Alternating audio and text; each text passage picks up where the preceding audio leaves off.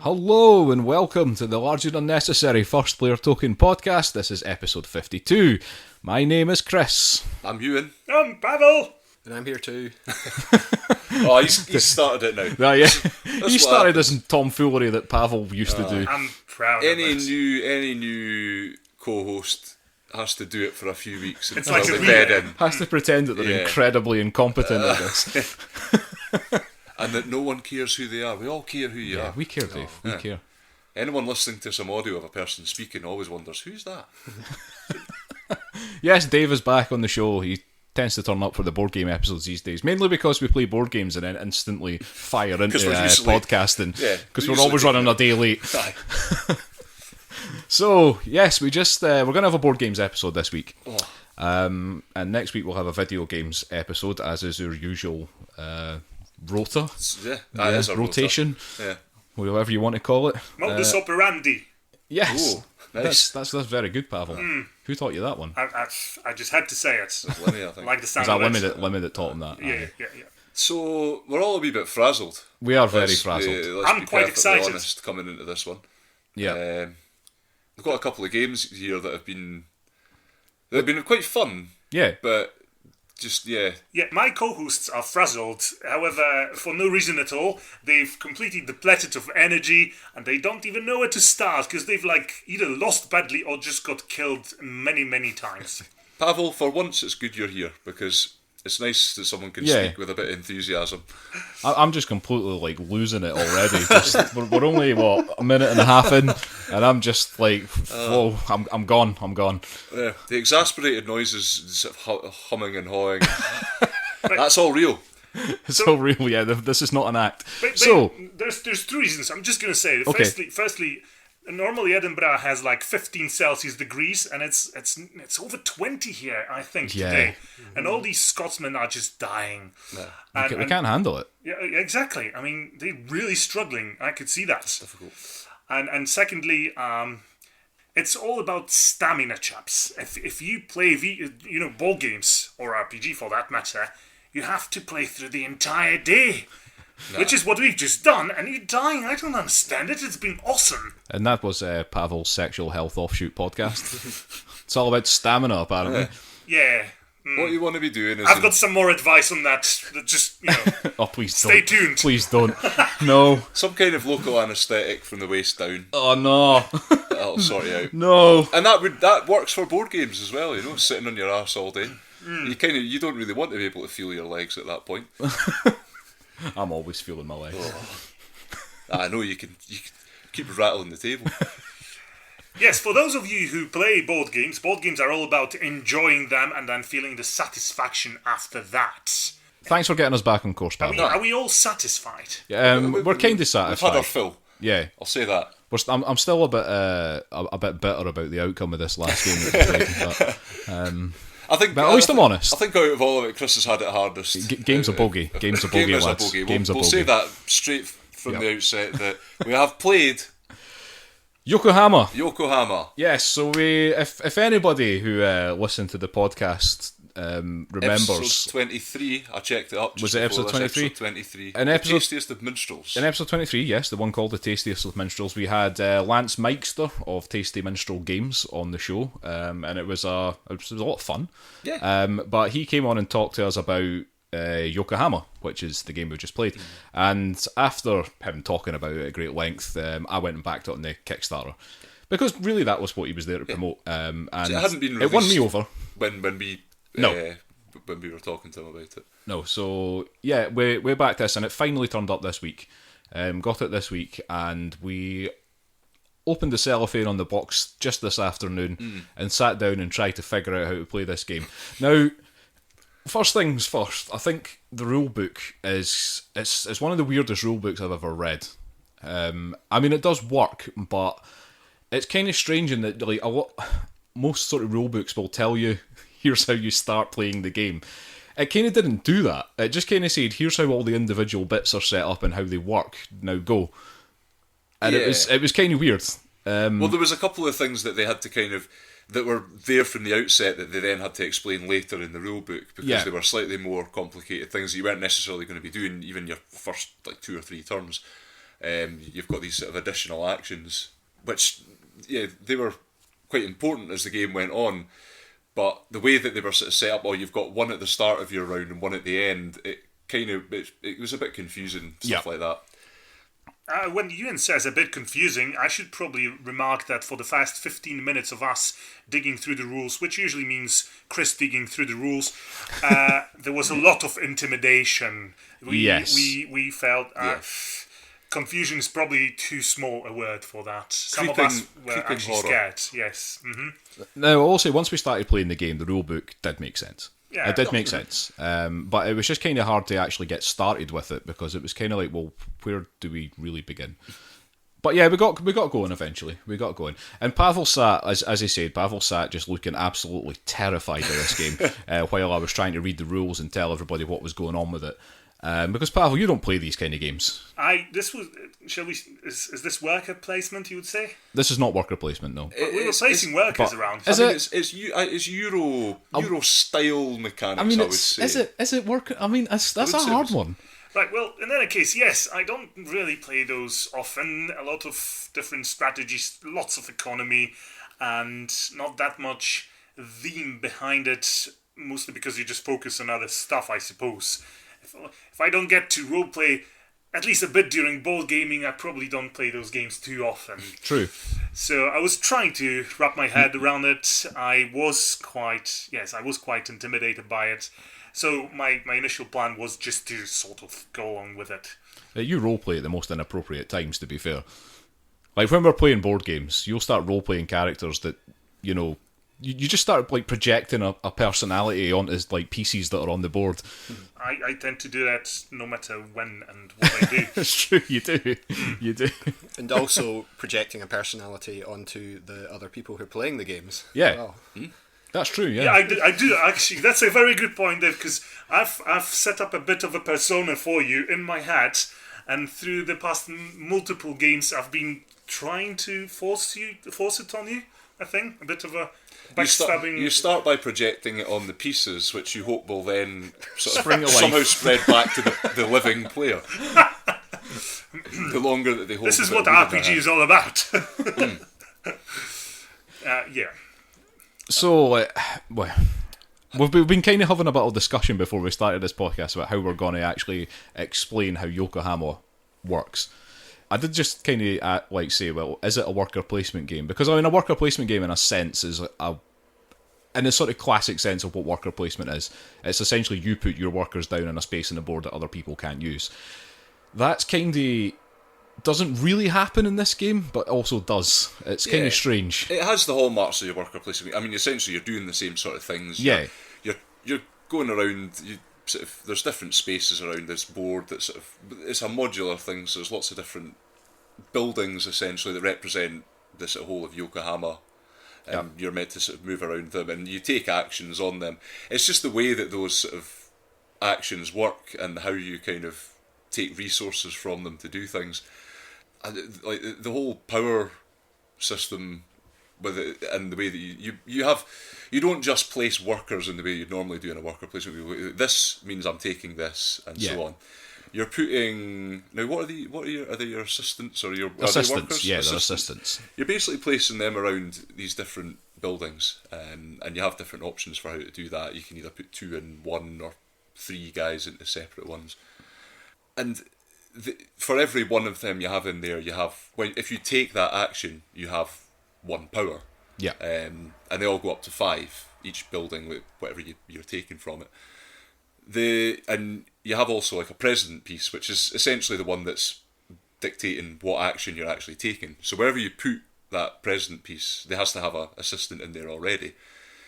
When you use the action there, you have a power based on the number of assistants you have plus your president plus buildings that you can sort of build as the game goes on to give you a bit of an advantage in there, up to 5. And it's a really strange system, that. I mean, it's a system that works. Yeah. I mean, I quite like that system. The whole thing about you really have to plan about where you're placing your assistants, because the whole thing about moving your president around the board is that you can only move into and through places that you already have assistants in. So if you've not got an assistant in a particular area, you can't put your president through that area. And the board's kind of laid out in an almost pyramid style. It's just a bunch of little tiles that represent all the, well, actually quite big tiles, that represent all the different buildings, and they're laid out in an almost pyramid style. I think it's 6, 5, 4, then 3. So laid out in a way that each tile, has access to 2 tiles above it, and a tile below it, whatever. And you do need a large table for this game. Yeah, you need a... Yeah, I don't know, actually, because we managed to fit that onto a small table, and it was a bit of a squeeze. But it wasn't too bad. But it wasn't too bad, because most of the board is taken up just by those tiles themselves. Yeah. And you're not worrying about having a player space, because essentially you have a little... You just need to have somewhere to keep your bits, basically. Just like all your resources, all your workers, and you get a little board to put things on to say that you don't actually own these yet. But that system with the like having the assistants on the board, like I say, you do have to kind of plan about where you're going to put your assistants, because you're kind of limited to the number of assistants you have. At the start of the game, you have 8. So you can really only have 8 guys on the board. Now, every time you take an action in an area, if you move your president into an area, you take the action in that area, you actually remove all the workers from that area. But you leave the president there. So that's like really the sort of main way that you get workers back. Yeah. So you kind of do have to plan. You have to say, okay, right, I want to actually eventually get to this port, but on the way there, maybe I want to pick up some silk or some copper. So I'll place my assistants. I'll maybe put one guy in the copper mine and one guy in the port and one guy in one of the areas in between that, and sort of plan your sort of movement across the board and how you're going to do that. But like you say, putting more assistants in a place gives you a more powerful version of that action. So if you put, I think it's like if you only have 2 power in an area, so like if you have just your, let's say the copper mine, if you have just your president and 1 assistant in there, you don't actually get any copper for that, and that's only 2 power. Yeah. But if you then if you had 2 assistants and your president in there, that's 3 power, you would get 1 copper out of that, and then 4 power gives you 2, 5 power gives you 3. And it's different for all the areas on the board. You get different things for different areas. So the other big thing about it, you've got your board with all the different places that you're going, and then you have kind of you've got sort of research tracks or sort of research markets, yes, and orders that you can fulfill from various all sort of European and American foreign agents. Yeah. Yeah, so you've got either research, which is essentially various technologies you can acquire that will change or benefit you as you go through the game. Orders are really there for you to use all those resources you're gathering elsewhere in order to grab yourself victory points, which seems to be the main mechanic for the game. Mm-hmm. So that's why I said work as placement, because to me, this is essentially a game where you're just using your employees or whatever meeples as a resource in order to get other resources. The additional layer, which in my opinion really makes it quite interesting and challenging and sometimes for some frustrating, is that along with your strategic planning what resources to get, you're also sort of dominating the map of the town of Yokohama and planning your sort of, well, business empire's development a couple of turns into in advance, and sometimes that also means encroaching other players and their ideas. Because you do really have to plan ahead, like you're saying. But what could make that a bit complicated is there's a mechanism for blocking other players, which we haven't talked about. So you cannot when you're moving your president cannot finish his move on a building that already has someone else's president in it. And if he wants to move through a building that has someone's president in it, you have to pay them 1 coin. Which is a lovely metal 1 3 Oh yeah, these are delicious coins. Quick word on the parts in this game. All they're excellent. Very beautiful. They're very, very nice. Yeah, so you can plan several turns ahead, and then become really frustrated Yes. when other players decide to move their presidents onto the space that you were going to move. I'm getting deja vu. Or in one case, what unfortunately happened to Chris is that he was in one of the corners of the board. The corner of Yokohama. Yep, the back streets of Yokohama, and there were... It's where you'll find me. You're cornered in Chinatown. And he couldn't really pay to get through us, and we were just all around Yes, him. he was blocked in, unintentionally, I would say. Almost. He was blocked into the corner, and you had no money, Yeah. so you could not go through. That's the thing, right? And that's what I said when we were playing this, was that this is kind of different from a lot of those Euro-style games where it's not multiplayer solitaire. You are kind of doing your own thing, you're making your own strategy, but other people will mess that up, whether it's intentionally or unintentionally. Yeah. A lot So of interaction, you really have to be flexible. Yeah. I got to myself to a point where there was not much I could do. Like, there was only like sort of certain obvious things that I could have done, other than just, biting the bullet and just saying, okay, that's it, I'm just going to wait a few turns before I do anything else. It was kind of like I felt like I was being forced along certain paths, because it was like, okay, I need money, okay, I need this resource, okay, I need to go and do that thing in order to just give myself a bit of a kickstart. And it just kept falling apart for me because, and like Dave says, it wasn't intentional. It was just that other people were moving to certain spaces, and it was either spaces that I wanted to use or spaces that blocked me from getting to the spaces I wanted to use. And because I was in this sort of cycle of having no money and nowhere to go, it just like I had a few turns in the game where I was just basically doing nothing. There was a bit of squirming as well. Yeah. I think frustrated would be an understatement.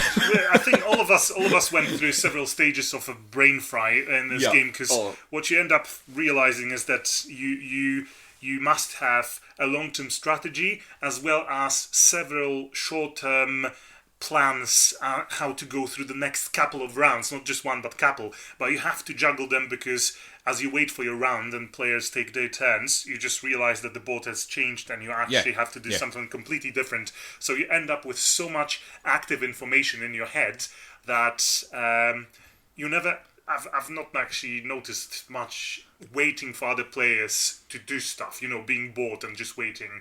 All of us just kept thinking, regardless of whose turn was it. So that's a cool thing. It is a very brain-burning game. Oh, definitely. I felt it physically melting. That's why we're in the state we're in right now. Yeah. Excited, you mean excited? This tea's No, really brain waking me up. damaged, Pawel. Oh, It's different. I know, I've been through that. Yeah, Some people look excited when they have brain damage, but they... Well, one of the interesting things was watching Pawel's stream of consciousness actually was very amusing. You really took to this game. Yeah, he really did. I mean, you were yeah. terrified of it when you first saw it. When I was reading the rules, you were terrified. I You was were sitting there. overwhelmed. You actually started watching a how to play video. Which is the first time ever since we moved the headquarters over to here. This is the first time when I realised, you know what, you've actually gone through all the rules, and we're sort of ready. I've no idea what to do. I just didn't grasp it. I'm going to try and watch it. Maybe that will help. Did it help? I don't know, because it was mostly just the same stuff you went through. But then when we started playing, it very quickly turned into sort of just understanding. I mean, those rules... It made sense. Yeah, those rules very quickly make sense, and then you realise that there's so much stuff you can do. And this is the second step of the whole overwhelming experience, because suddenly you realise there's so many ways you can try to not achieve victory as such, because that's always a big question mark, but rather just keep scoring points and moving on. What exactly you should be doing. So many activities you can undertake in this game. Yep.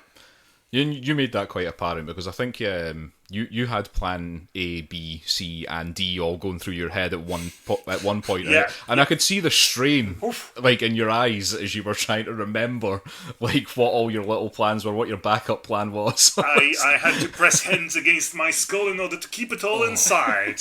In fact, you were trying to hurry us up to get round to your turn again, so I might that forget in something. case you forgot what it was you were going to do. Yep. But this is just the sort of game it is, Yeah. and I think this is actually a fantastic aspect of it, because you feel like your actions matter. Sometimes you'll get frustrated because you cannot do what you were planning, but you know what? That's what happens in games like chess. Yeah, you might have a strategy. Somebody else has a different strategy. There's a lot of moving pieces around. If you got different strategies, you can always delay what you were planning, because essentially those pieces that allow you to take action in various locations of Yokohama, the presidents, they always have to move. So essentially, whoever is blocking the space you were hoping to get to will be gone in another round. So you can always just postpone the old plans, try a different tactic, and then return to what you were planning originally sometime later. Yeah, I think one of the most important aspects I noticed as the game went on, although saying that I lost by a fairly wide margin, but I think it is important to get a lot of your assistance out of your stock early on, and also because you can very, very slowly building things up as you go and having guys around so that you have options there, and you can take sort of more better resources or a higher level action from whatever building you're trying to get to. The other thing as well that helps is if you get a pair of, if you help, it's like the order and the technology thing, or just two orders that have like the same country, so like France or whatever, you will get a foreign agent for that country, which allows you to take an action, and this is where I mentioned at the start, the additional actions that sort of take place either before or after the main part of your turn, and they allow you to take an additional action where maybe your present isn't. In fact, I think you can do it where somebody else, even if somebody else is present there, as long as you have assistance. Which can be quite powerful, and if you sort of build that up, if you kind of, and that's another, because it's another thing I had going in the back of my mind, that sort of like, if I've got this and I build this up and I can sort of combo these different moves, what can I achieve? I don't think I really got anything much out of it, but it seems like the kind of game where those concerns will always be going, and I think it's like the kind of game where you can master it and sort of have all these different ideas juggled Each together. of us is trying to come up with a different engine. I was trying to come up with an engine that would allow me to replenish my meeples and my whatever shops fairly quickly and without having to worry about moving around much. Because in the end, this game, at the beginning at least, you're learning how to actually get all those resources in order to meet all the goals, all the orders. And orders will always score you some victory points, but there's so many other ways of scoring victory points, and if you come up with an engine that gives you a steady, even if it's a small amount, but steady amount of victory points as you just go through your other activities, it builds up nicely. Yeah, I would say it doesn't massively lend itself to engine building though compared to other games. Nah. I mean, you had a very specific piece of research that allowed you to do a very clever thing with your money. I should really have said that kept replenishing your money, because I didn't feel like I was building any sort of engine at all when I was. You would kind of build up to something and then sort of collapse a wee bit, and then sort of have to. That's because of the sort of like the destructive nature of your turn, though. Because when you take your action, all the things that helped you to take that action then pretty much disappear. Yeah. Because you take them off the board. You have to. That's, as in, when I'm talking about your assistants, they're gone. So you can't really build up an engine where you're like constantly producing copper or constantly, doing one particular thing, because the things that were helping you do that disappear. Yeah. The only thing you can do is place the storage buildings. What were they called? The shops. The shops and the warehouses as well. Shops and the trade post things.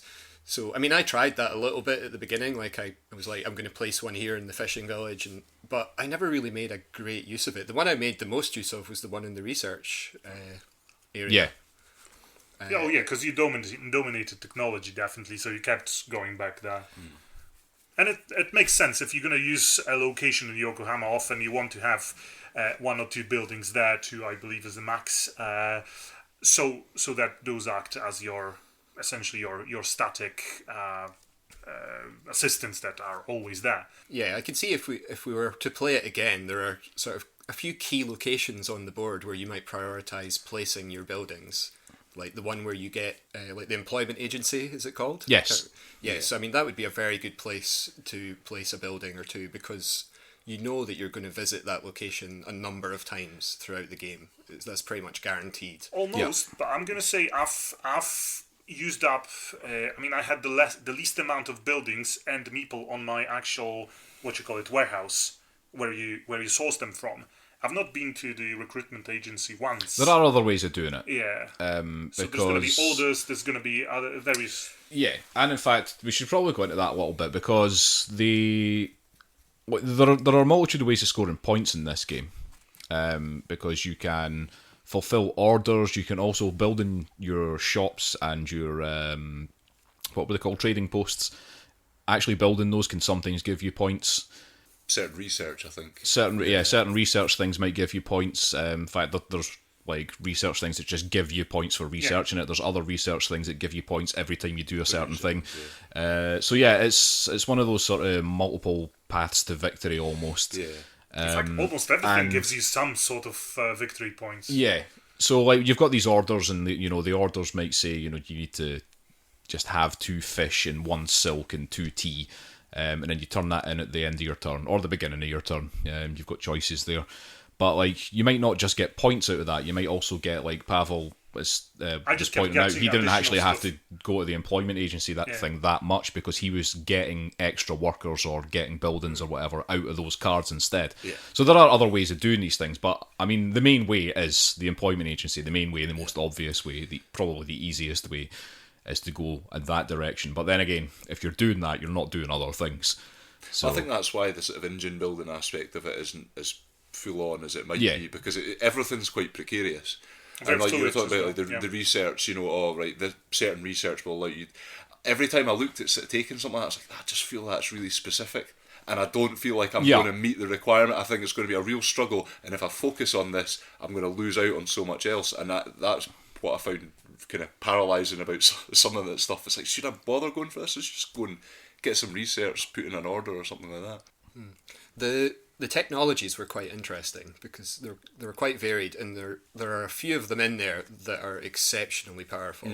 And they could really shape your gameplay. Yeah, and if they came out early in the game, I can see there would be a mad rush for like the one that I had, the one that I can't remember what it was called. It let me move my president to any area on the board. That was lovely.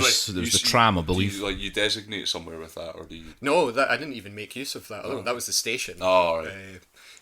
Yeah, I mean that one was relatively powerful, but the tram one lets you move your president without having to have that connecting line of assistance. And it came out late in the game, so it wasn't really a big game changer. But I mean, whereas there's others, like you're saying, there's the ones where you get victory points every time you place a building. That was the one I had, and it was a very cheap technology. I had 2 really pieces of technology I utilized through the game, just based my gameplay on them. Both were very cheap. One of them was essentially whenever you start your turn and you have less than 2 yen, then you just top up to 2, which is essentially the price of a shop building. And then another technology which I had was whenever you build a shop, you get 2 victory points. So it was a simple. It was a simple chain, but I've used it so many times. So you were using your stock market to build houses. Essentially, yeah. Because that was the technology. It was a stock market. you have no money. Here, have some money. That's how stock markets work, right? Oh yeah. Okay. Floating fake money exists. Right. Well, we feel at least. I mean, we're sorry and also thankful to whoever actually came up with this game. If we nearly fried our brains trying to learn it and then play through it, whoever actually designed it is probably in trouble now because of whatever brain damage they had to go through. But that's the nature of board games. I think it probably seemed quite intuitive to them at the time. Yeah.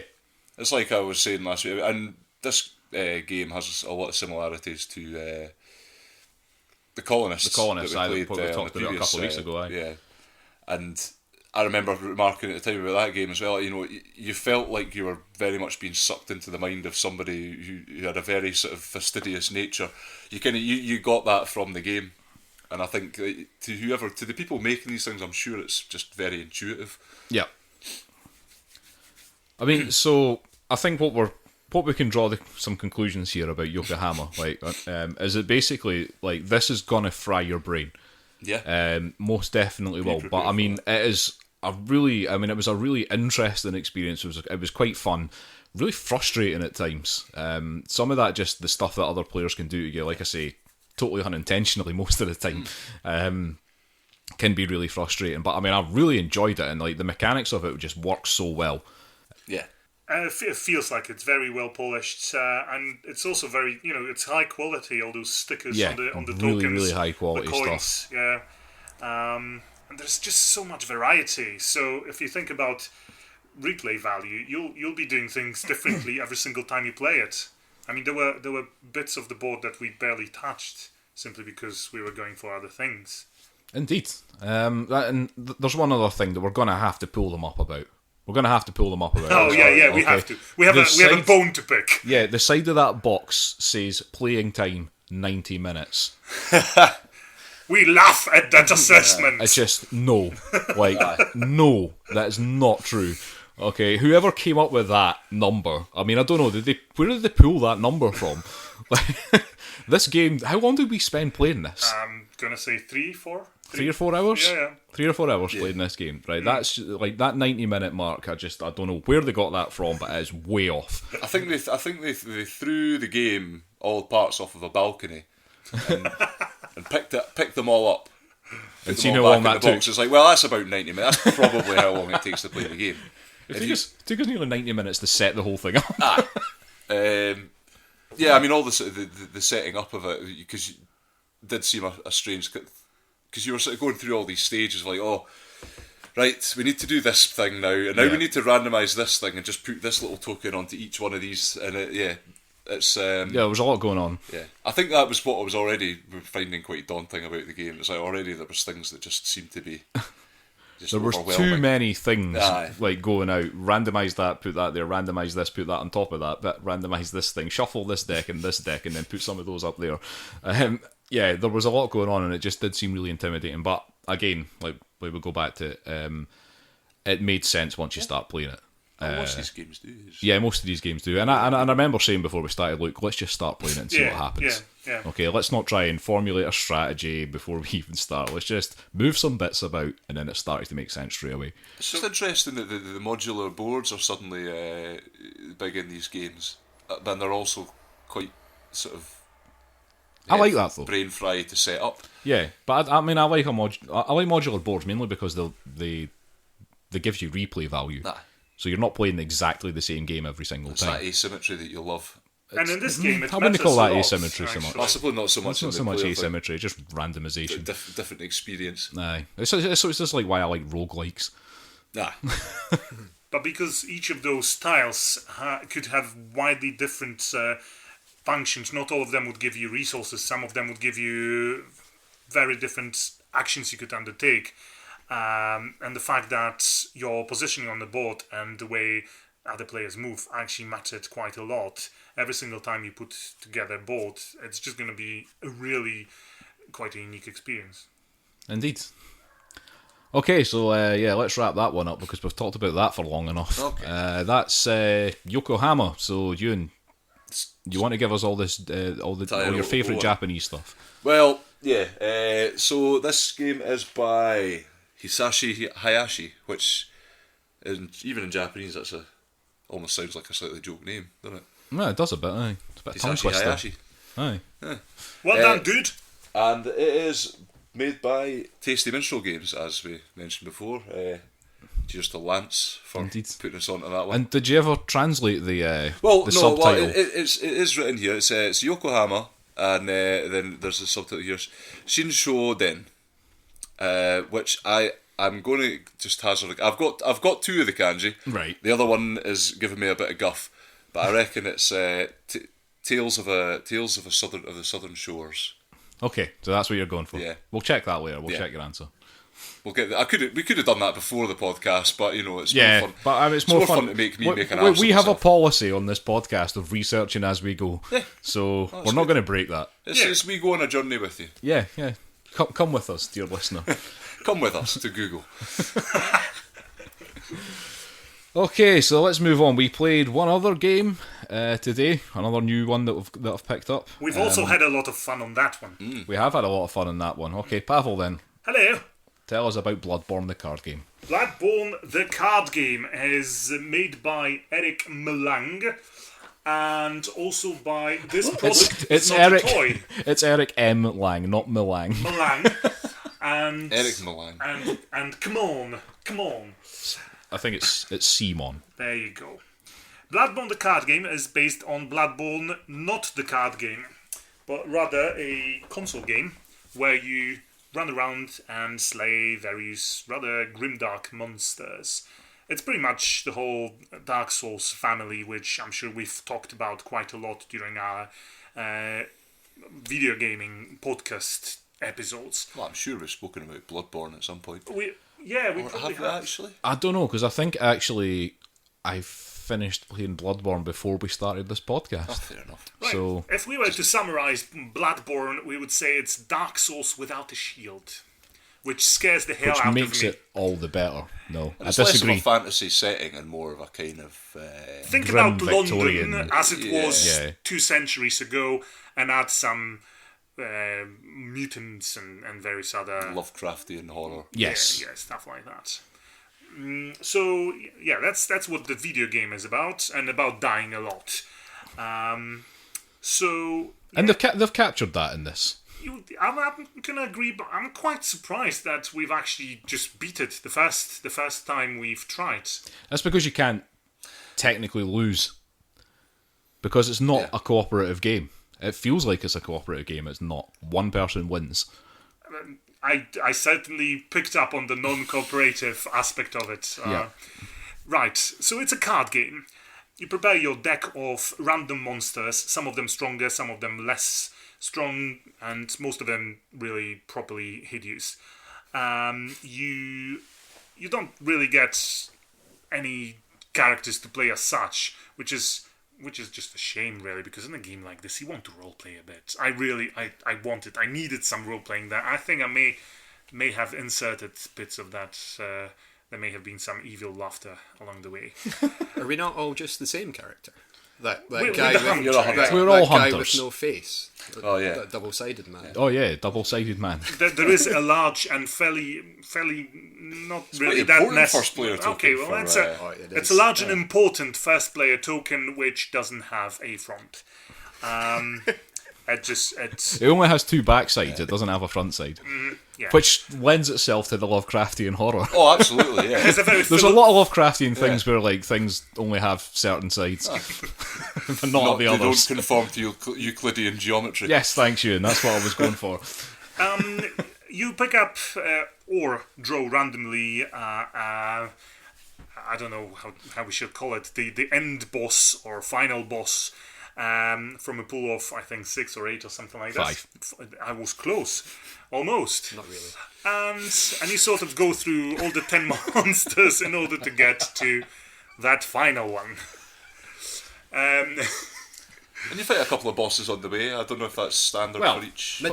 What you do is you structure a deck. So you've got a bunch of normal monsters, and you They're have not normal. They're really bizarre. yeah, and then there's somewhere I think it is 8 or 10 normal bosses, and then there's 5 final bosses. So you choose your final boss before you do anything. You choose which final boss you're doing because they may have special rules that affect the entire game. So you leave them aside. Choose your final boss. We fought Vicar Amelia, who reduced everybody's max health to 6 instead of 8. She doesn't look like a vicar or an Amelia. Well, it's a matter of opinion. But I've never seen an Amelia like this. you then make a deck of 10 cards, which has 3 sort of normal bosses in it and 7 normal monsters. And you shuffle that up, and then you draw the top one. And that's the monster you're fighting. So the idea is that you're supposed to be going through one of these chalice dungeons that they have in the Bloodborne video game, which were the randomly generated dungeons that you could play, not part of the main story. But the idea was that you went through and you fought various monsters in these dungeons, and it was kind of almost like a roguelike version of Bloodborne. I had no idea this was even part of the game. That's Oh cool. yeah, I mean it was actually quite a big part of the game if you wanted to be an achievement hunter. So if you wanted to get like the platinum trophy and stuff, you really had to fight through a lot of chalice dungeons. Okay. But it was kind of like it was separate from the main game.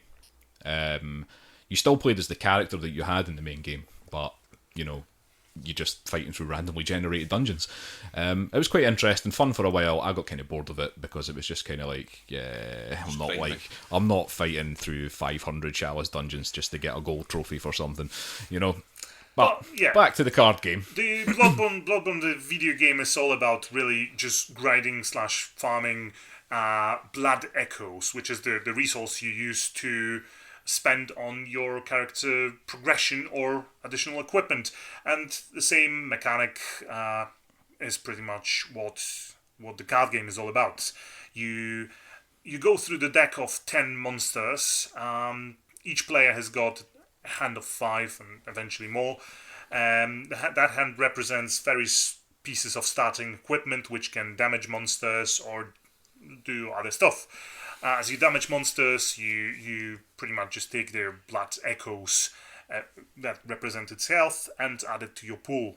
From time to time, you're able to bank it, which saves it, and that's the mechanic straight from the video game. And as you go through those monsters and return to what's called the Hunter's Dream to bank your blood echoes, you can also upgrade your equipment, get stronger cards, and thus be able to deal more damage to the monsters or to your fellow hunters. Because this is a semi-cooperative game, and at times almost non-cooperative game. I'd say it's a barely cooperative game. Yeah, I was surprised at how much it just it escalated quickly. Because your starting equipment basically does nothing to any other hunters. You can basically hit whatever monster. So you start off with it's got some of the references to the video game in it. So you've got the axe thing, whatever. All those strange shaver things and saws and you've got the hunter's tools. Yeah, the hunter's pistol. What's the strange shaver? The strange the saw cleaver. Alright, not like a Philly shave. Yeah. No, not one of those. It's not a Gillette, that'd be an interesting weapon. Like a sword. It would not surprise me. So so you've got things like the hunter's pistol, you've got the axe, you've got you also start the game with a hunter's dream card, which lets you go to the hunter's dream, and that's where you can get your upgrades, and that's where you can bank your blood echoes, and you get a transform card. So that's supposed to represent the fact that in Bloodborne your weapons had 2 different forms basically.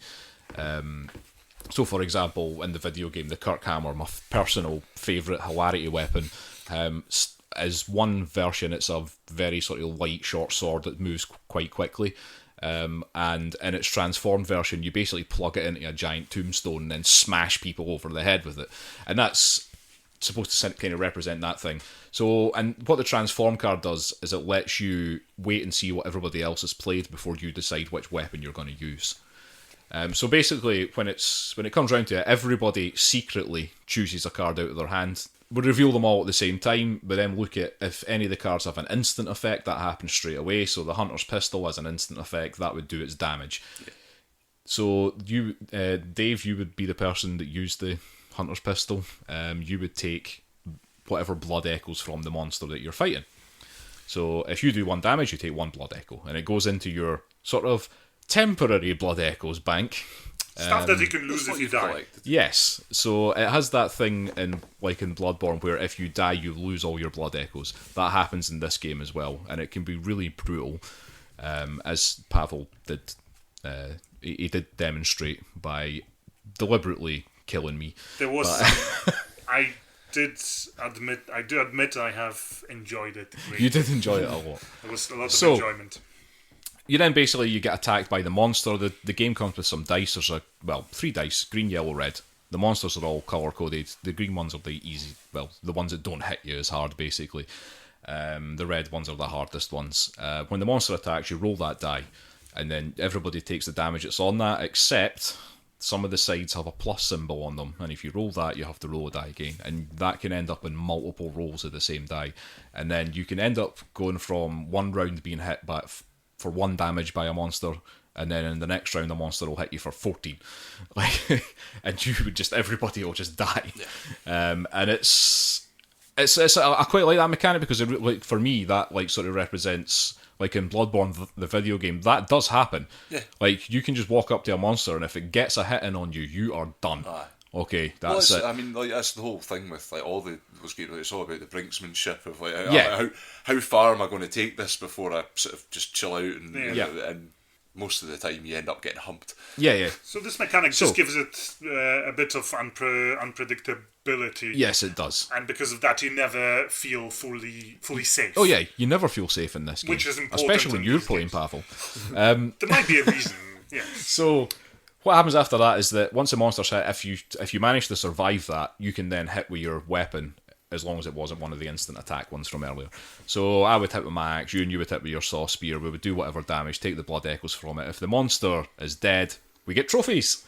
And trophies give you bonus points at the end of the game. So blood echoes and trophies is what you really want to gather. And this is where the large and unnecessary first player token comes in, because quite often monsters will die before all the players in the given Get a turn chance to hit it. get to actually hit it, so yeah, they don't score anything. Everything's done in player order. So it kind of puts you in a position where you want to be basically screwing over the rest of the players. If it means you're going to get, if you're the last person to go, and it means you're going to get maybe one blood echo, or in terms of, instead of getting nothing, then you might as well do it. Yeah, you might as well screw everybody else over instead and stop them from doing it. But the thing is, if you haven't killed the monster, as long as it wasn't a boss, it runs away, and then nobody gets any trophies for it. So, and that happened a few times. It happened a lot. Well, actually, I think pretty much every monster that wasn't a boss, because they stay and you fight them until they're dead. All the other monsters, I'm pretty sure, all ran away. Maybe with one exception, but I think there was one exception. Yeah, but so bosses never run away. Hunters. Yeah, bosses never run away. You have to fight them until they're dead, so you just keep fighting them round after round after round.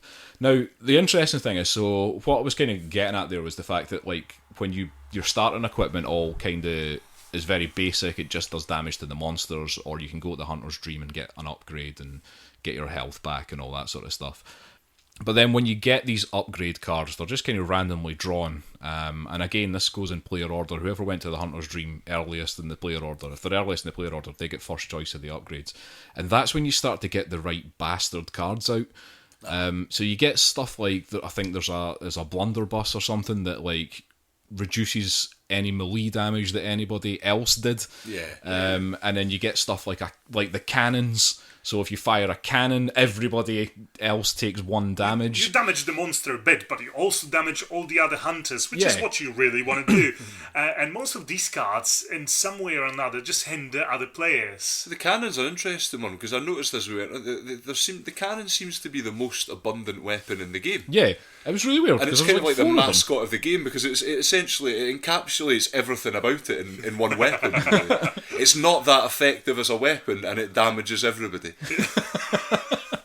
Yep, pretty much.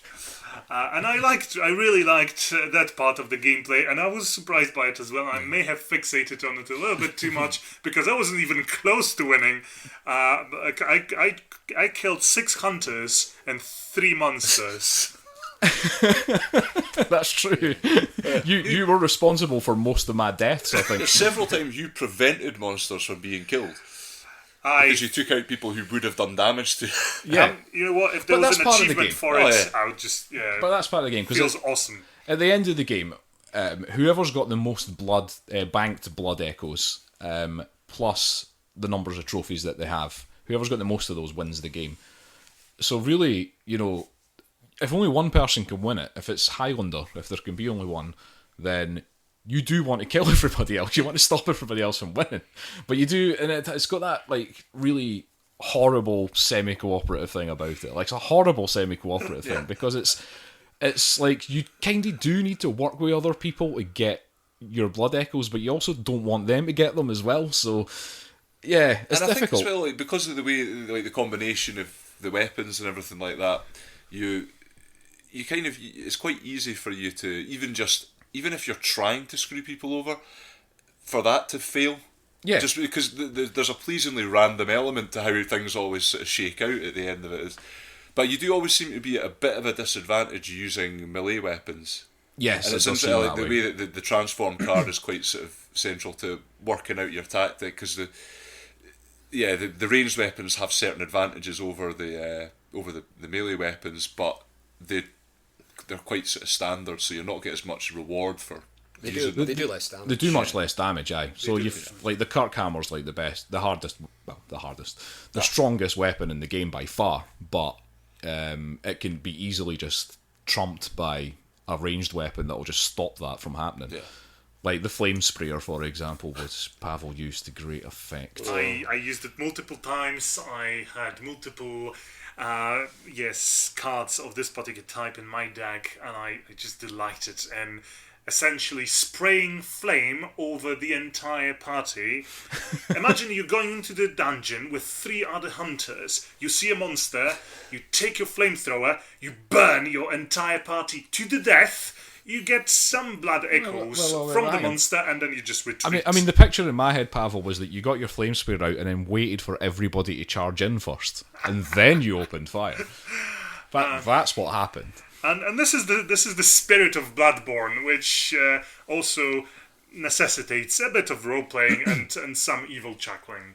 Well, you started off. I mean, this seems to be a theme in both these games, because you started off with Bloodborne quite apologetic in the very first turn. Yeah. You didn't actually mean to do something, but it did affect a couple of people negatively, and you were you were devastated over it. But then within one turn, you'd flipped, and you were like, "I'm just going to screw everybody over. I'm evil." This is the curse of the city of Yanham, or whatever it's called. It just affected me. It wasn't me, guys. I was possessed by something. See, it's just dangerous when Pawel roleplays. It's dangerous. He becomes a horribly twisted man. He allowed the darkness to seep in. Yeah. It's a shallow thing, and it doesn't take long for it to just emerge. Yeah. See when that happened, Pawel? In your head, was the song "The Sound of Silence" playing? Oh, but was it the disturbed version? You've ruined that song for me. So I'll be taking my revenge many times. Is this it? Is this why you keep killing us in games? Is it this because is one of the reasons. Is it because we just completely ruined your love for that song?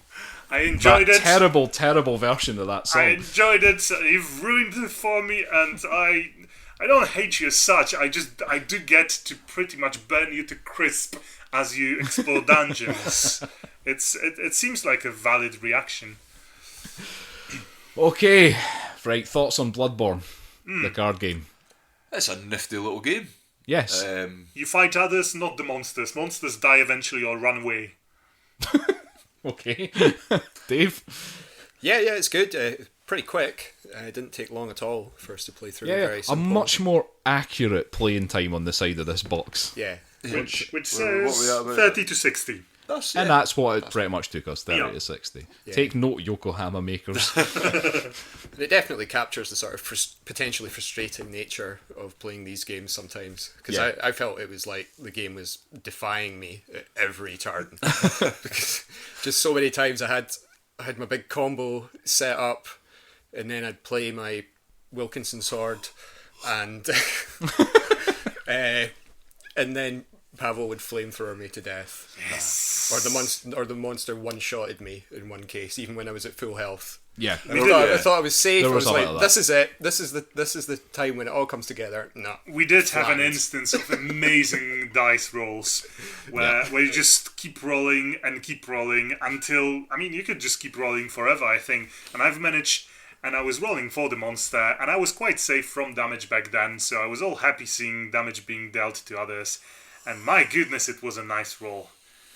Yeah, but killed. I think it killed just about. Killed Did it kill all everybody except Pawel because he played a certain card that stopped him from taking damage. It was magnificent. Yeah, and Chris lost a massive amount of Yeah, unbanked. Oh God, yeah. I lost. It needed... Because when you go to the Hunter's Dream, you only take half damage. Yes. Oh God, this pleases me. And Chris was on 3 health points. Because you can't still die. Yes. Basically, on Yeah, your going to the Hunter's So Dream. we needed 6 in order for Chris to die, and that's exactly what we got.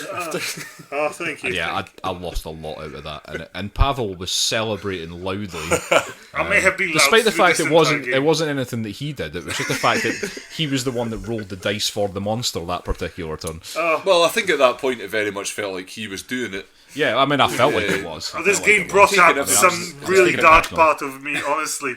You know how Scots go to a pub to cheer on whatever football team that plays against the English, which is what I understand happens in pubs a in bit this racist. country. Exactly. So Nobody does that in Scotland. We love our English That's neighbours. just like a disgusting rumour that goes around. I see. Spread by the Belgians. So you end up doing this for the monsters and this game for some reason, or maybe it's just me. So yes, I'm tainted by Bloodborne, the card game. I don't think I'm ever gonna feel clean after that. You'll never be an imam. No. Or a rabbi. Or a vicar. I'm not gonna be a what was it? What was the name? Vicar. Somebody. Vicar Amelia. Amelia. Yeah. I'm not gonna be Vicar Amelia. Well, yeah, just my final thoughts. I mean, I was totally surprised by this game. Like, I picked it up kind of on a whim. It was kind of cheap, and I was just like, okay, we'll see what this is like, because I've heard some good things about it. And I was surprised by what it was, and like, I think there's just the right amount of chaos in it to make it fun. Like, and even though I got completely annihilated by Pawel in that game, I still loved every minute of it, and it was good just revisiting that sort of Bloodborne world and seeing all these weapons and stuff like that. Yeah, it does a good job of capturing the feel of the game, not the actual mechanics of the game as much, but the feel of it, definitely. Yeah. Okay, so that's Bloodborne the card game. That's published by Simon and designed by Eric M. Lang, and that came out in 2016. Okay, that's another episode in the bag, boys. This time flies by. Fucking hell. Yeah. So we will give out all our internet stuff. If you want to contact us, you can email us on firstplayertoken@gmail.com. That's FIRST player token. We are on Facebook, Twitter, SoundCloud, iTunes. You can find us the large and unnecessary First Player Token, or sometimes just First Player Token. Twitter is @1ST Player Token. It's once player token. Thank you, Euan. We have a Discord. You can ask us for the link for that. My Twitch username is Unnecessary Chris. If you want to watch us sometimes streaming board games and sometimes I'm streaming video games, but a mixture on there. And we are part of the Podnose Network, The UK's leading entertainment podcast network. Any news, Euan? Much the same as we last left them. A couple of new podcasts revolving around wine. Yes. So there you go. Excellent. And obviously us as well. And us, aye, we're on there. So there's a whole variety of podcasts on the Podnose Network, so go and have a look at that. Their website is podnose.com. Okay, thanks for listening. We will be back next week with a video games episode. Awesome. Everybody happy about that? I'm totally happy. Everybody got stuff to talk about? Oh yeah. Probably. You guys, of course we do. More enthusiasm, Euan. I'll get Super Mario out. Ewan prefers board games. Do you like to play the Super Mario, son? Do you want to play the Super Mario? Oh God! I want to go to my bed. That was an impression of Ewan's granddad, I believe. Okay, well, we'll see you next week. Thanks for listening. Bye. Bye. Bye.